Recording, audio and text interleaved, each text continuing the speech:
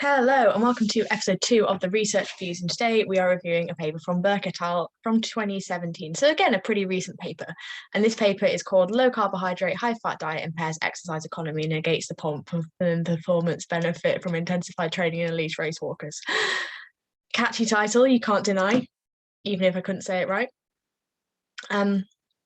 So yeah, I think the title is pretty self-explanatory of what we're about to talk about.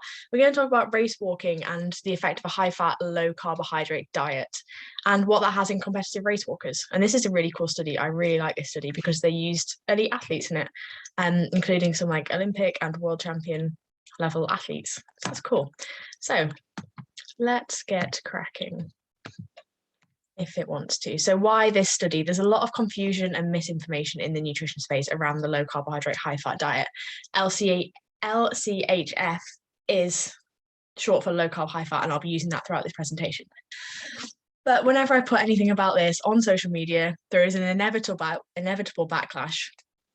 And there is always someone that brings up some random athlete, probably called Jim, who competes in like super ultra endurance events but has never won anything, who does an entire ultra marathon after having eaten like a tiny block of cheese or something like that, like the only food he eats is cheese.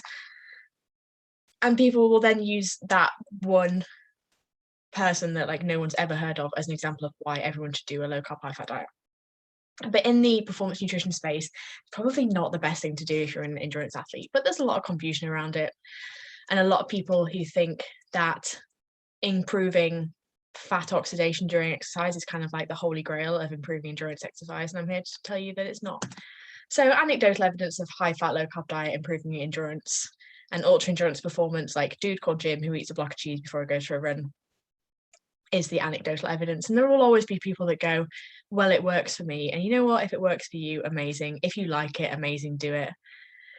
I'm not here to tell you what to do or what not to do. I'm here to give you the science. And race walking is a feasible sport for adaptations to a high-fat diet to have a positive effect. Because if you think about race walking, it is undertaken at kind of like a slower absolute pace compared to something like running.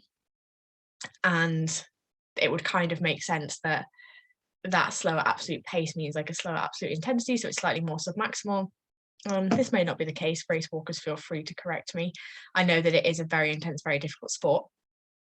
But you would think that like a lot of training is undertaken at a submaximal intensity, which is an intensity when we would burn more fat for fuel. So there is actually like quite a good rationale that it might improve race walking performance. So let's get into it and let's see what happens. So what did they actually do? They used elite athletes, as I mentioned. So this is one of the first studies where they have used like properly, truly elite athletes. Because if you're looking at performance nutrition and then you test it in everyday people like you and me, normally it's university students that they do most of the testing in because they're kind of like ready-made subjects who are keen and willing and eager to get involved in research.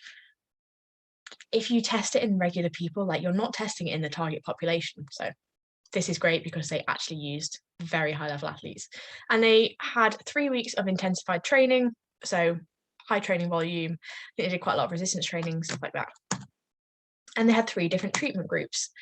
All meals were provided, and they did a test block before and after that 3-week intervention. So it was very tightly controlled studies. It was a very tightly controlled study. And one of the great things about all meals being provided is that it meant that there couldn't be non-adherence from the study because they were literally being given the food. So it's not like they were going off and doing their own thing and just being told like, hey, eat this, and then going, yeah, I ate that, when they didn't actually eat that. So everything was very controlled. And those 3 different treatment groups were high carbohydrate availability, which basically meant like just a standard high carbohydrate diet that you might expect in line with general sports nutrition advice. A periodized carbohydrate availability. So same level of carbohydrate as the high carbohydrate diet, but they had some days where they did like recover low protocols and train low protocols and things like that. So yeah, like delayed feeding after exercise, sleep low. So not random periods, but like stratified periods around training where they had low glycogen availability. And the low carbohydrate, high fat diet 75 to 80% fat, 15 to 20% protein, and less than 50 grams of carbohydrates a day, which is a very low diet. And this is a ketogenic diet that has previously been used in research by a research team of Bolek and Finney. Finney, I think that's how you say it. Don't know. Sorry if I've just offended people with that surname. But yes, so very low carb ketogenic, because some of the criticism of previous research is that the low carbohydrate high fat diet hasn't actually been that low carbohydrate or high fat, but this should really show an effect of doing that. And a few key strengths of the studies. As I mentioned, all meals were provided so that compliance could be checked, and we knew that the athletes were being compliant to this, because this is one of the huge issues in any study. If you give someone an intervention, especially if it's quite a long-term study, and you want to look at the effect if people actually do adhere to something, because that's half the battle, is getting people to adhere to these unusual protocols that you give them for studies. All meals were provided, so they couldn't possibly not adhere to it, which was great.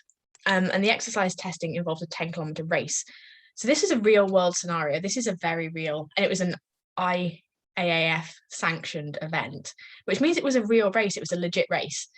They weren't just doing like, 10-kilometer simulated time trial. Like, it was an actual, they were racing each other. Because we want to see the actual performance changes that this has, not just the lab-based results. Lab-based tests are cool, but sometimes they don't reflect a real-world environment. So this actually showed what happened in a real-world environment and how those results that they saw in the lab translated over to the results that they saw on the track. So they did lab-based testing as well, which is very exciting. So measuring a performance outcome instead of just some kind of physiological outcome, which is important. Like, we need to know what's actually going to happen on race day. And the time period is long enough to see robust cellular adaptations to diet and training intervention. So that 3-week period has been shown by a few different studies to be plenty of time for someone to adapt to the high fat, low carbohydrate diet. So what happened? So they did some lab testing, they did VO2 peak and economy testing, and all participants completed the diet and training intervention. So I think that's important to note, like, everyone finished it. There were a few dropouts throughout the testing and things like that, as people got injured or reported niggles and stuff like that. And with elite athletes, like, you're obviously not going to go, no, you have to finish this intervention and risk injuring them. So a couple of people dropped out in the second round of testing. So the low carbohydrate, high fat group experienced the following things: greater perception of effort, which means that it felt harder working at the same absolute intensity. So working at the same intensity as they did in the first so in the first block of testing. So they did first block of testing, intervention, second block of testing. And in the second block of testing, it felt harder after the low carb, high fat diet than it did in the first block, even though they were working at the same intensity and speed. Higher post-treatment heart rate in the low carb, high fat group, which basically means that there was a greater metabolic cost of the exercise. So after the low carb, high fat diet, working heart rate was higher than it had been in the pre-treatment trials. So basically was harder for them, physiologically harder. Reduced RER, and this basically meant that they were burning more fat. Increased oxygen cost of exercise. There we go. Increased oxygen cost of exercise. So again, they were having to take in more oxygen to work at the same intensity, which kind of makes sense when you think about the fact that they were oxidizing more fat, because fat has to be oxidized under aerobic conditions. So you need more oxygen to be able to do that. And then what happened in the 10-kilometer race? This is an interesting one.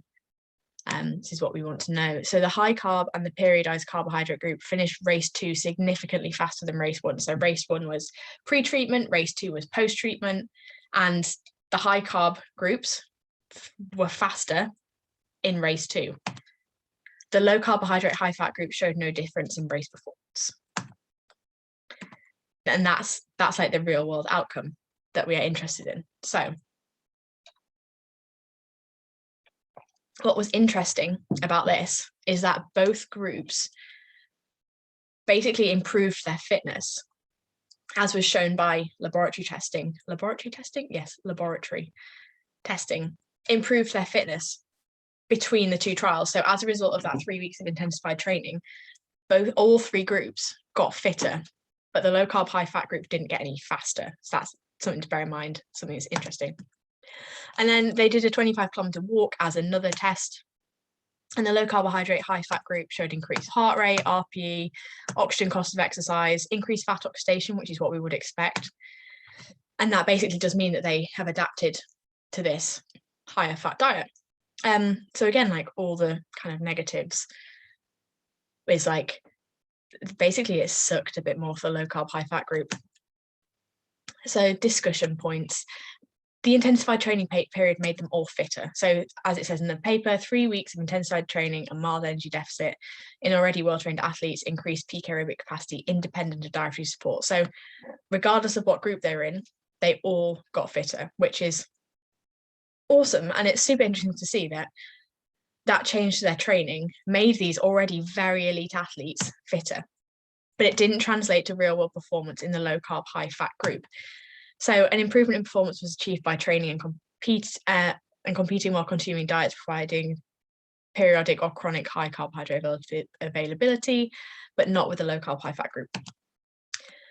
So you're probably going to be like, why? And you're probably thinking, why did the low carb, high fat group get fitter, but they didn't get faster?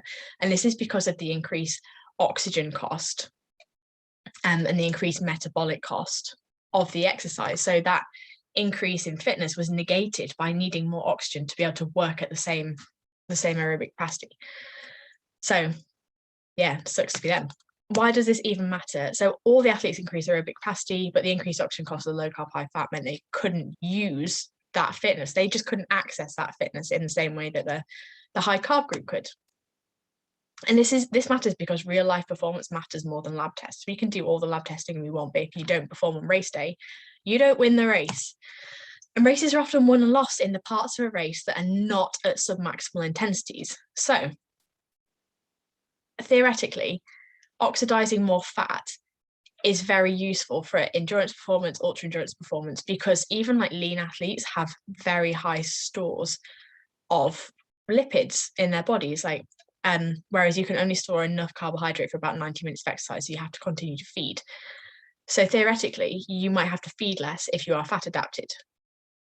But if you can't reach those higher intensities of exercise that you need to be able to perform well in races, then it's kind of pointless. So the races are often won and lost in the parts of the race that are not at the submaximal intensities. So being able to stay with a breakaway group, being able to stay with a sprint finish, like being able to chase someone, sometimes the race goes and you have to go with it. And if you can't go with it because you can't get to those higher intensities and you can't sustain those higher intensities, you're kind of a little bit screwed. So this very much differs depending on what kind of racing you're doing. If you're doing time trial type racing, where you're just racing at your own intensity, you've got nobody to chase, no one to catch up with, you can pace your effort as you want it, this might be a little bit more applicable.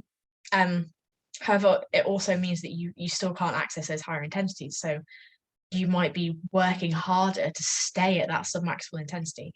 But if you are in like a real life racing scenario, you don't have the leisure of being able to pace your own race. Sometimes someone else is pacing it for you. So you have to be able to react to that and adapt to that in the moment. And the downregulation of carbohydrate oxidation, which happens as a result of the upregulation of fat oxidation on the low carb, high fat diet and just not eating carbohydrates in general, impairs the ability to work at those higher intensities. So you can't get to those higher intensities that you need to be able to chase groups, breakaways, sprint finishes, and stuff like that. So why does this even matter? Sounds like the low carbohydrate, high fat group had a rubbish time with it, generally the exercise feeling harder, higher RPE scores at the same relative intensities, higher heart rate, that kind of thing. And we still want athletes to enjoy their sport. So athletes aren't robots. And at the end of the day, athletes who enjoy their sports will probably perform better than athletes that don't enjoy their sports. They will have more longevity in their career. We want people to be happy as much as we want them to win Olympic medals. So people enjoying what they do is important. And if they're having a rubbish time, they're probably not going to enjoy their sport. So training in a low carbohydrate, high fat state, if I can speak, training in a low carb, high fat state might lead to gut issues if you then try to fuel with carbohydrate during the race itself. So if you try and train low carb, high fat and then compete high carb, you're not adapted to be able to deal with that carbohydrate and to be able to digest it and absorb it as readily and as efficiently as possible, which means that you're probably going to end up with some kind of nausea, diarrhea, stomach cramp, those kind of things, maybe even throwing up, which isn't particularly nice or particularly helpful when you're trying to race. So down-regulating all those pathways that are equipped to deal with the carbohydrate isn't particularly helpful. And increasing fat oxidation isn't the holy grail of endurance sport, and sounds kind of weird because we have all these fat reserves that are kind of waiting for us to use them, and we have plenty of them available. But in reality, the holy grail of endurance sport is increasing our capacity to feed carbohydrates, increasing our capacity to use those carbohydrates, because that's the fuel source that is designed for exercise. So why are we trying to not use it and try and use something just because it might be a tiny bit more convenient because we don't have to eat as often? So the holy grail is being able to eat plenty of carbohydrates and deal with it without having any gut issues. So the final take-home points: there is a time and a place for a low carb intake, and it's within a periodized plan. So you might do a few train low sessions, recover low, sleep low, that kind of thing, to do things like enhance mitochondrial biogenesis or increase the enzymes that are associated with fat oxidation and those kind of things, and increase some of those cellular adaptations. But it doesn't want to be a chronic thing, and you don't want to be doing all of your training in a low carb state. If you want to be competitive, you're probably going to need to eat carbohydrates and train with carbohydrates and get used to eating those carbohydrates. Because if you want to follow those groups and chase races, you're going to need to be able to have bursts of high intensity work within your racing. So if you have goals of just finishing the race at a sub-maximal intensity and you have a genuine preference for low carbohydrate, high fat, you can use it, and it probably won't make your performance any worse, but it also probably won't make it any better. So if you are one of those people that's like, I'm going to do an ultramarathon and my goal is just to finish it, but I also don't feel that great when I eat carbohydrates, then by all means try a low carb, high fat approach and see if it works for you. And if you genuinely like it, and if it genuinely doesn't make you feel rubbish, or it doesn't make you feel as rubbish as carbohydrate does, then by all means use that. But for athletes who do want to be competitive, carbohydrates are the way forward. And maybe this will change. Maybe we'll find ways to make this easier or to tap into those fat stores more effectively. But right now, best advice is eat some carbs. Thank you very much for attending, and I will see you next time.